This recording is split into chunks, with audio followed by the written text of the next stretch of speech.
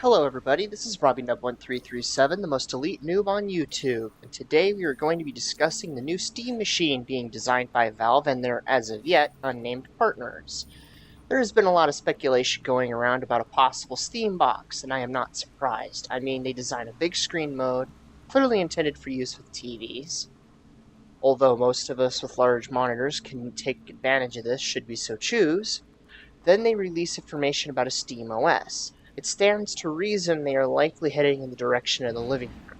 I would want to make that process a bit easier in order to compete with both the PC and console markets. Of course, where there's a new console, a new controller is needed. Sure, they could keep using the controllers of the two major console giants, but why do that when you could profit off of it yourself? And if you're going to build a new controller, why not try to design it a bit differently? That's where the new Steam controller comes into play. This is all a purely logical move. When you stop to think about it, it's not really surprising that people have been able to predict the basics of this move long before it was really announced. Now, here's the thing. Valve isn't out of the woods yet. They have a lot of questions to answer in order to convince people to buy it for sure. Here's why. First off, most of us PC gamers already have a PC that can play most AAA titles on max settings with higher resolution than console. Then there's the fact that the standard PCs can indeed already be hooked up to TVs. Controllers can already be used on those same PCs, so why do we want a Steam machine? Well, at this point, Valve has provided one very good answer. Those methods of getting your desktop PC games on your TV require a lot of hookup tasks and relocating your desktop stack. Picture this. 1 minute, you're using it on your normal monitor, where you have privacy. The next, you want to play a game in your living room. But oh look, you have to get it moved and hooked up. With the Steam machine, they seem to be saying that you could simply hook the small, cheap versions of Steam Box up to your TV and stream your games over network.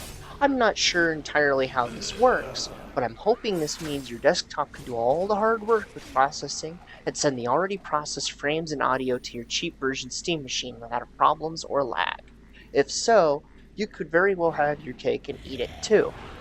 And for those who don't already own a good gaming PC, well, I would logically think that if Valve had an ounce of intelligence, which in the past they have shown that they do, they would have these things actually balanced properly for gaming, without sucking you dry of every penny uselessly, like most pre-built PCs do.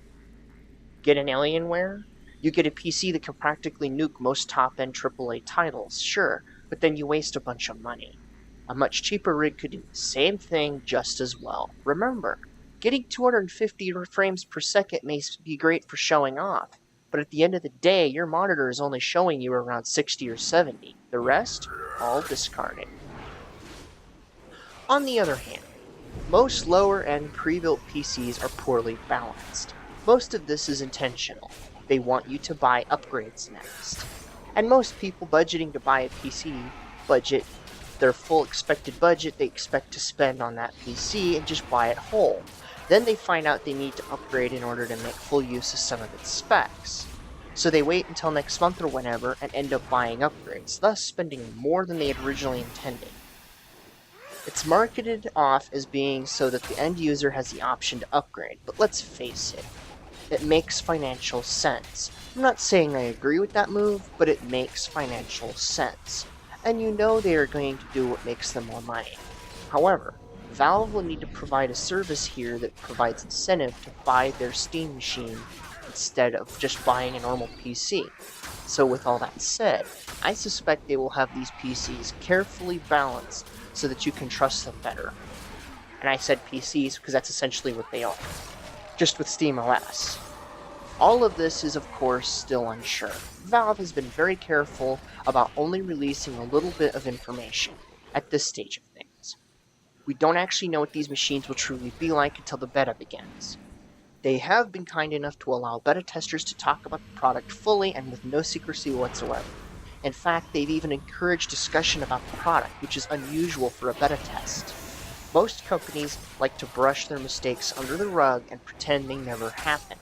Yet Valve seems to be willing to bear it all for everyone to see. If there's some sort of major problem during beta, they don't seem to care if the public knows. I have to say, that is an excellent attitude for Valve to take. I'm impressed. I hope this means that they intend to fix whatever problems arise and satisfy consumer needs to the fullest. Anyway, until more information comes out, there's not a lot more we can say about it. Anything more would be speculation. So what's your take on this? Do you think the Steam Machine is pointless? Do you think it's going to be epic and awesome? Or are you still on the fence at this time? Please let me know what you think in the comment section below. I'm looking forward to seeing your takes. As always, please rate, comment, favorite, and subscribe. And don't forget, I have my Steam profile and my Twitter account all posted on my homepage, so feel free to follow me on Twitter for further updates.